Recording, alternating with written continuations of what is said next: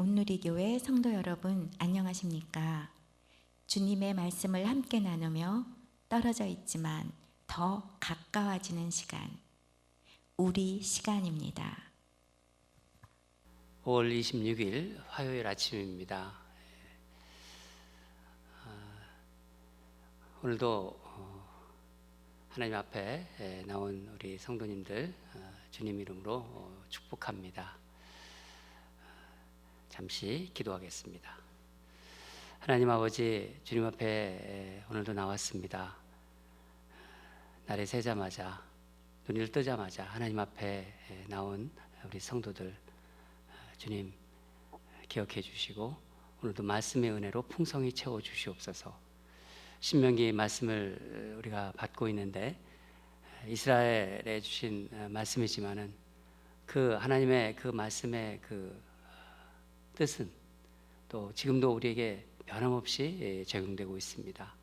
하나님, 오늘도 말씀 안에서 살아가는 우리 성도들도 세워주시고 여러 가지 삶 가운데 어려운 일을 당하더라도 주님께서 그 말씀으로 주신 그 말씀으로 이겨낼 수 있는 우리 성도들 되게 도와주시옵소서.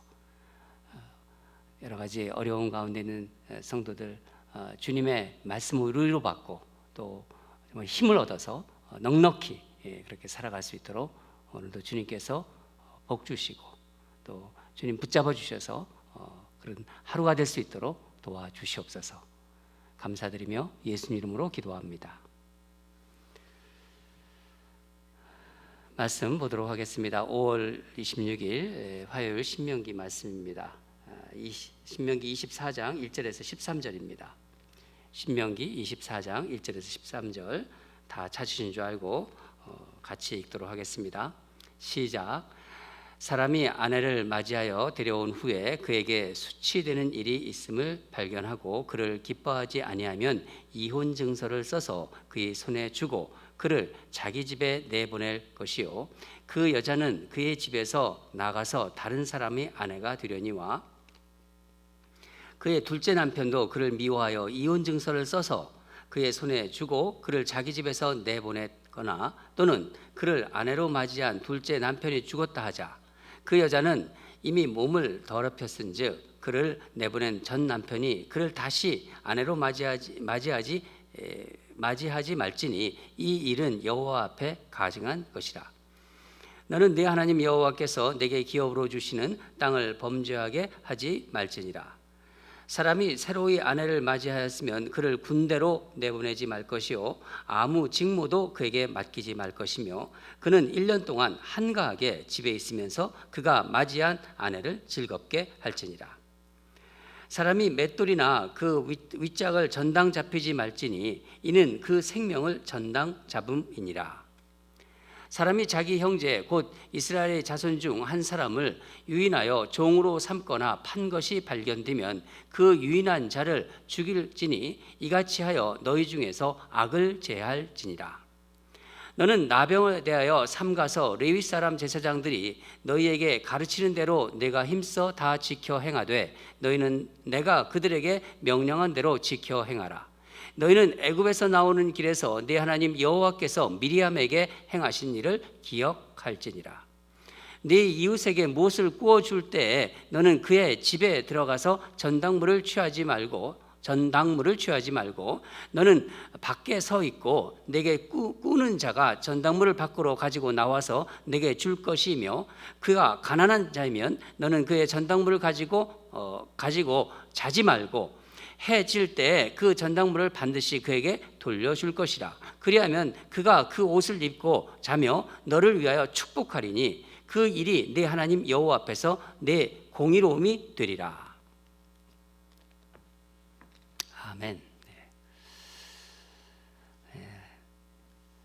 오늘 말씀 보면 또 참 자세하시죠. 우리 하나님께서 이렇게 정말 어떻게 보면은 정말 이렇게 시시콜콜한 것까지도 다 얘기를 하시는 거 보면은 제가 시시콜콜하다는 표현을 듣지만은 정말 자상하다는 그런 의미입니다. 네.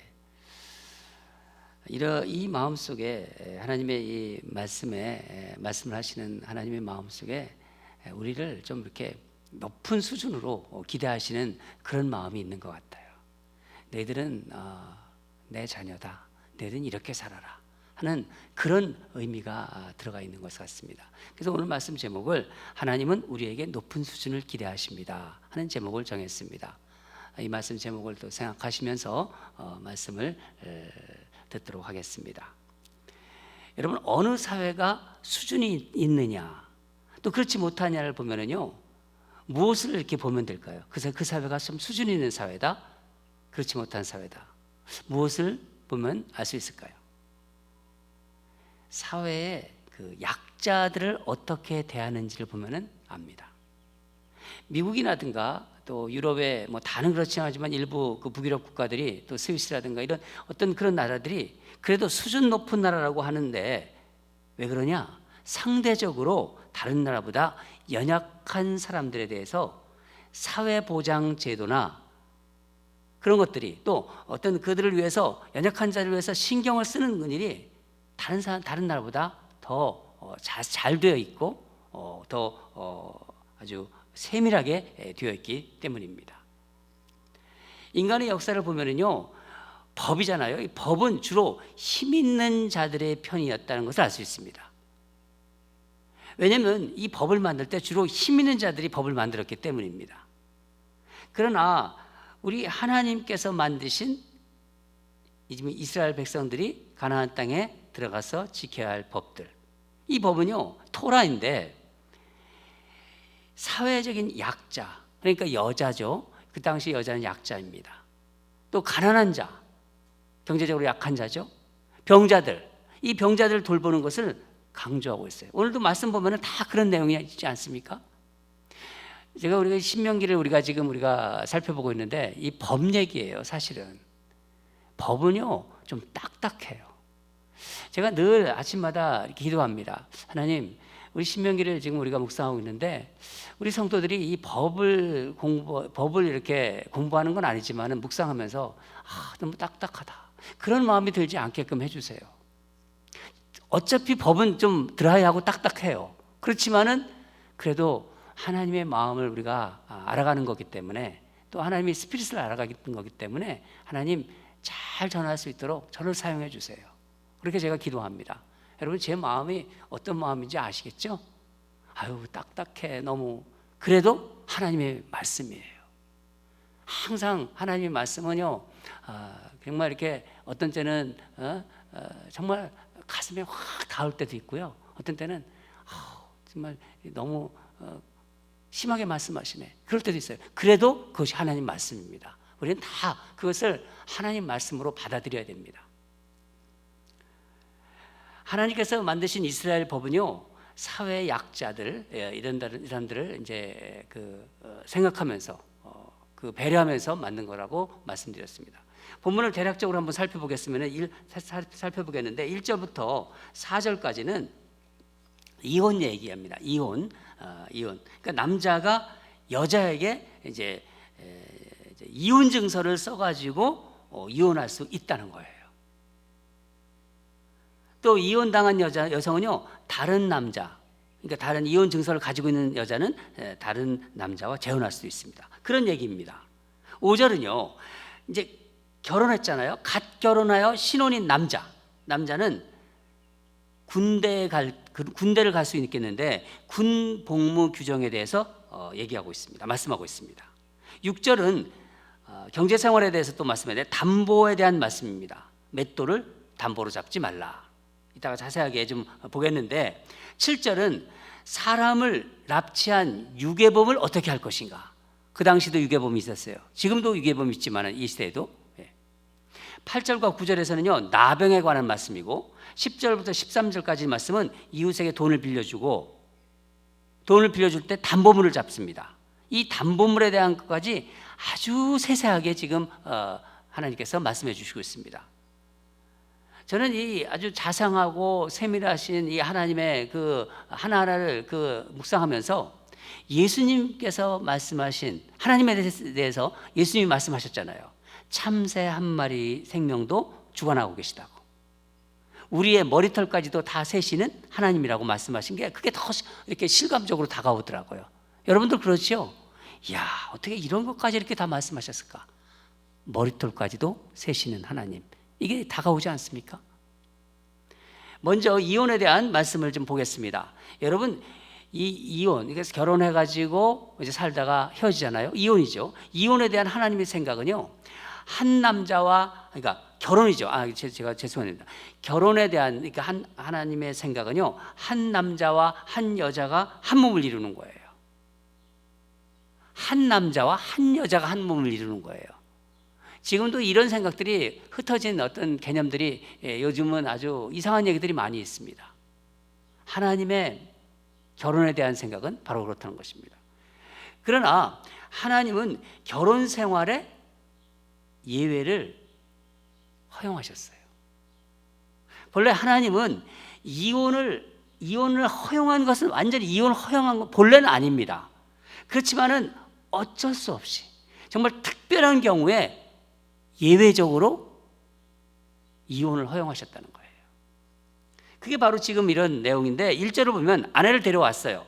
근데 이 수치되는 일을 발견했다고 합니다. 본문에 그렇죠? 수치되는 일이 있음을 발견하고, 수치란 말의 어원을 찾아보면요, 부적절한 것, 또 창피한 것, 벌거벗은 것, 이런 뜻입니다. 얼핏 무슨 수치스러운 일을 저질렀을까? 어떤 부적절한 성관계를 맺었을까? 그런 경우는 여기에 해당되지 않아요. 왜냐하면 벌써 그렇게 되면은 죽임을 당하잖아요. 우리가 지난번에 묵상하지 않았습니까? 여기에 해당되는 것이 아닙니다. 그럼 어떤 경우인가요? 애를 못 낳는다. 그럴 수 있다는 생각이 들어요.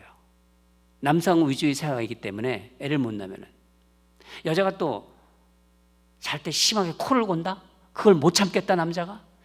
그럴 수도 있다, 이런 생각이 들어요. 그건 제가 지금 생각해 본 거예요, 여러분. 무엇인지 정확히 알 수는 없다는 것입니다. 신학자들은 어떻게 이것을 이야기하고 있냐면은, 정말 이 사람하고 사느니 내가 죽는 게 낫다, 그런 거 있잖아요. 우리가 살 때 난 도저히 이 사람하고 못 살아, 계속 살면은 내가 미칠 것 같다, 아마 어떻게 얘기하면 심지어 내가 사람을 죽일 것 같다, 살인할 것 같다, 정말 이 사람은 정말 살 수가 없다, 이런 경우인 것 같아요. 그러면은 하나님은 그 생명을 존중하시는 분이기 때문에 그렇게 힘든 결혼 생활을 하나님은 그 예외의 어떤 그 숨통을 터주신 거예요. 하나님은요, 철저히 그 남성 중심의 사회에서 여성을 보호하기 위해서 여자가 이제 이혼 증서를 이제 남자로부터 받잖아요. 그럼 그걸 받아서 또 정말 그 다른 사람과 결혼할 수 있는 그 제도를 만들어 주신 거예요. 이혼 증서를 남자로부터 받으면은요, 자유롭게 결혼할 수 있습니다. 좋아하지 않는 남편과 정말 이혼도 못하고 헤어지지도 못하고 학대를 계속 받으며 사는 이보다 차라리 합법적으로 헤어지게 해서, 그래서 약자인 아내를, 그 여성을 보호하려는 하나님의 그 마음이고 장치입니다. 이혼 증서를 가지고 다른 남자하고 또 살 수가 있지 않습니까? 그런데 만약에 이런 이혼 증서 제도가 없으면요, 남성 위주의 그 사회에서 남자들이 마음대로 여자를 취하고 버릴 수가 있는 거예요. 그래서 이 이혼 증서를 만들어 준 거예요. 약자인 여성을 보호하기 위한 장치입니다. 재혼했는데 또 남편이 또 죽었다, 그렇다고 해서 다시 전 남편이 그렇다고 해서 다시 결혼하고 싶다 해서 결혼할 수 없는 것이다. 한 번 헤어졌으면 다시 이혼 증서를 써줬으면은 다시 돌아와서 결혼할 수 있는 것은 그런 제도는 아닙니다. 그러니까 이 제도에 담긴 숨은 뜻은 남자들이 여자를 자기들 마음대로 버렸다, 취했다 하지 못하도록 장치를 마련해 주신 거예요. 어떤 못된 남자들은요, 그렇지 않은 사람들도 많지만은 이혼한 여자가 잘 사는 꼴을 또 못 봐요. 또 쉽게 또 이혼하고 또 전 여자를 또 만나려고 하고, 그런 것을 다 막으려고 하신 것입니다. 인간의 못된 본성을 하나님 다 꿰뚫어 보시고 있기 때문에 또 여기 또 말씀이 나오는데 하나님은 이제 갓 결혼한 남자 신혼이죠. 신혼인데 이 신혼인 남자에게는요 군대 가는 것, 그러니까 군 복무를 제외시키라고 명령하셨어요. 그러니까 전쟁이 지금 발발했어요. 그런데도 군대 가지 않습니다. 놀랍죠? 누구를 위해서 군대를 가지 않는 거죠? 아내를 위하여. 오로지 갓 결혼한 그 신부를 위하여입니다. 또 1년 동안 여기 보면은요 한가하게 집에 있으라고 해요. 아무 일도 안 해요. 누구를 위하여? 아내를 위하여. 여기 아내 되시는 분들 좋습니까? 너무 좋겠지요. 그런데 그럼 이런 생각 드실 거예요. 아니 그럼 뭐 먹고 살아? 일도 안 하고 1년 동안 먹고 살 수 있는 것을 미리 준비해야 돼요. 그래서 어떻게 보면요 이게 우리들 생각하고는 좀 달라요. 전쟁이 났어요? 그럼 나라가 전쟁이 났으면 남자들이 나가서 군대를 싸워야 되는데 결혼을 했는데 신혼이에요. 넌 나가지 말아도 된다. 우리는 그렇지 않잖아요. 가서 싸워라 하는 마음도 있잖아요. 그렇지만 하나님은 그렇지 않습니다. 결혼해가지고 나가서 싸우다 죽을 수가 있잖아요. 그러면은 그 여인 입장에서 얼마나 마음이 안 되겠어요. 이제 막 결혼했는데 하나님은 이 부부 관계는요 전쟁보다 중요하다는 것을 얘기하고 있는 거예요. 어떤 의미에서는요.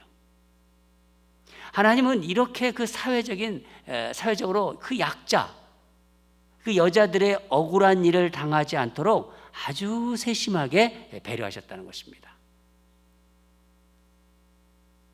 또 한 가지 우리가 이제 살펴볼 것은요, 가난한 자를 어떻게 보호하는가. 하나님께서 특히 가난해서 이제 돈을 이제 꾸잖아요. 꾸는 자들에 대한 배려입니다. 여러분 우리가 보통 이제 우리도 이제 은행에서 대출 받을 때 어떻게 합니까? 그냥 대출 해줍니까? 안 하잖아요. 담보로 잡잖아요. 담보를 설정합니다. 돈을 빌려주는 쪽에서 그러니까 돈을 빌려간 쪽이 돈을 갚지 이제 못할 때, 돈을 갚지 못할 때는요, 그것을 이제 대비하는 거죠. 당시에도 돈을 빌려줄 때 이제 담보물을 취했습니다. 하나님께서 어떻게 말씀하시는지 보겠는데 6절을 보면은 6절 사람이 맷돌이나 그 윗짝을 전당 잡지 말지니 이는 그 생명을 전당 잡습니다. 사람이 맷돌이나 그 윗짝을 전당 잡히지 마라. 이건요 하나님께서는 생명을 전당 잡히는 것으로 보신 거예요. 맷돌은 뭐냐면요 빵을 만드는데 이 뭘 가는데 필수적인 것입니다. 맷돌이 있어야 곡식을 갈 수 있습니다. 또 10절을 보면은 돈을 구워주면서 직접 그 사람의 그 집에 들어가서 자기 마음대로 담보물을 취하지 말라는 거예요. 우리 사회를 한번 보세요.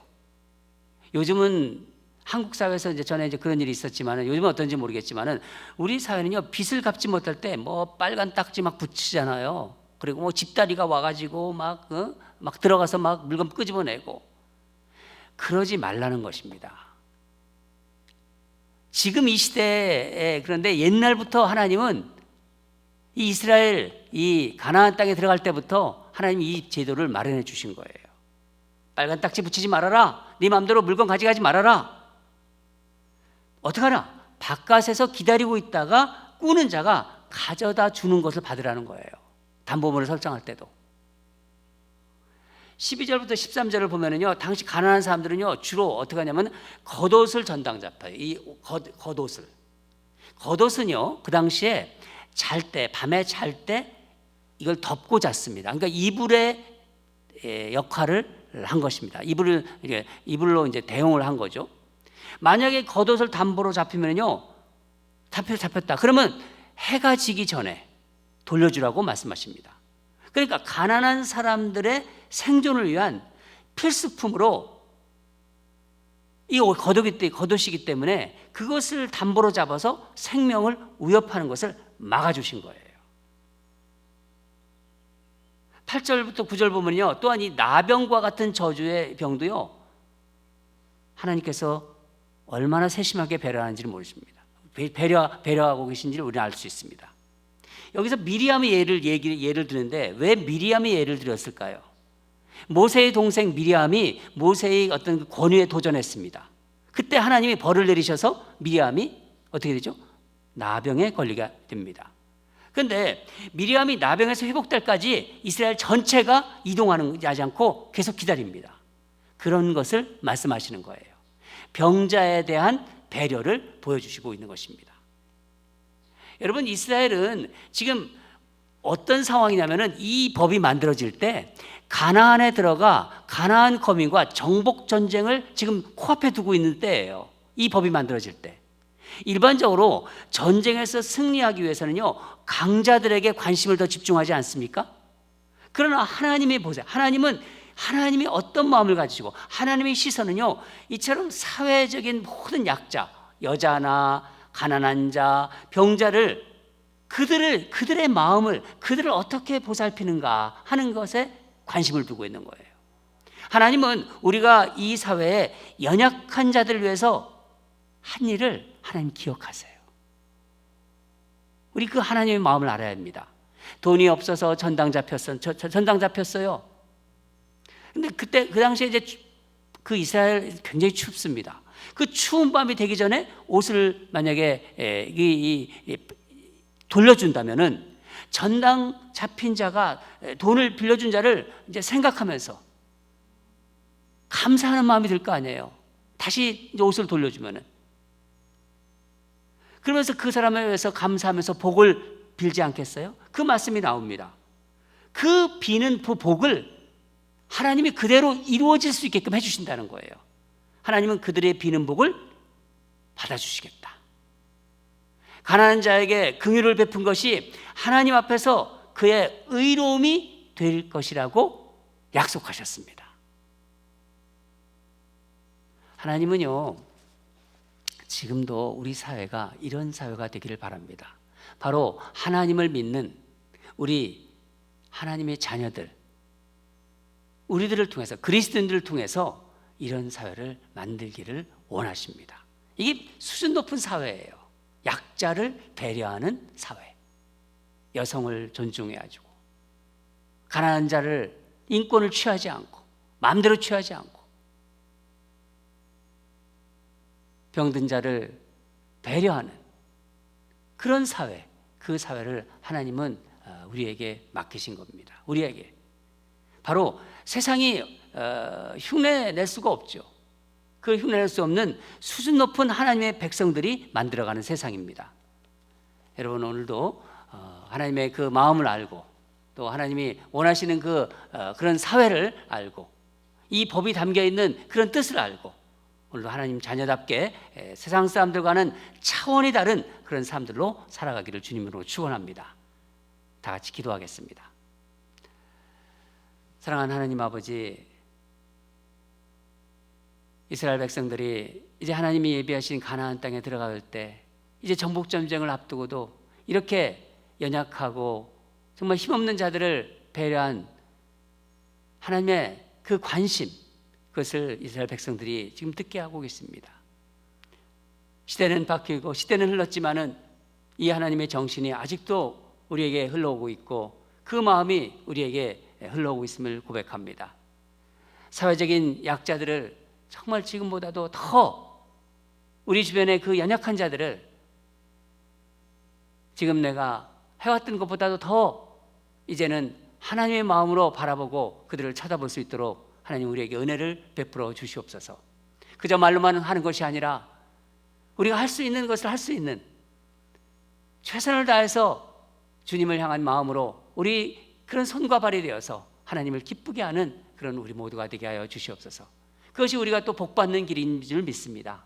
하나님이 그런 위대하신 분이기 때문에 하나님의 자녀에게 수준 높은 그런 자녀임을 기대하고 있는 걸 우리는 믿습니다. 오늘도 주님 말씀 받았습니다. 그 말씀대로 그렇게 살아갈 수 있도록 능력 주시고 성령께서 순간순간 동행하여 주시옵소서. 예수님 이름으로 기도합니다. 오늘도 기도하겠습니다. 첫째 기도는, 첫 번째 기도는 우리가 말씀 들은 대로 그 말씀을 가지고 다시 우리가 우리 것으로, 하나님이 우리에게 말씀 주셨는데 그 말씀이 나에게 생명이 되고 나에게 스피릿이 되고 나에게 그 어떤 그 삶으로 연결할 수 있는 원동력이 되고, 그렇기 위해서 또 그걸 가지고 기도로 다짐하면서 올려드리는 시간입니다. 사회의 약자들에게 정말 가난하고 힘들고 삶에 곤궁한 자들, 또 연약한 자들, 여성들에게 남자로서의 어떤 그런 것보다도 여성을 배려하고 또 아픈 자들을 도울 수 있고, 그런 어떤 약자들에게 지금보다 더 관심과 사랑을 가지고 도울 수 있도록, 그리고 우리가 할 수 있는 일을 찾고 행동하는 그런 수준 높은 하나님의 자녀들이 되게 하소서. 지금도 우리가 하고 있지만은 더욱더 하나님의 마음으로 연약한 자들을 찾아가고 우리가 할 수 있는 일을 하게 하소서. 그래서 하나님의 기쁨이 되고 그런 수준 높은 하나님의 백성들로 살아가게 하여 주시옵소서. 첫 번째 기도 제목이고요. 두 번째 가정의 달 5월 26일 기도 제목은 회개입니다. 회개. 전체적으로 지금 코로나 바이러스로 인해서 여러 가지 많은 사회적인 변화가 있습니다. 경제적인 변화, 정치적인 변화, 나라와 사이의 변화가 있는데 무엇보다도 모든 나라와 종족 가운데 회개 운동이 일어났으면 좋겠습니다. 하나님을 두려워하는 세상이 되게 하소서. 그저 우연히 이런 어떤 그냥 전염병이 일어나고 그렇지 않습니다. 하나님의 뜻이 있어서 이런 것을 허락하신 것입니다. 하나님을 두려워하는 세상이 되게 하소서. 온 세계에 회개의 영을 부어달라고, 이 두 가지 우리 다 같이 기도하겠습니다.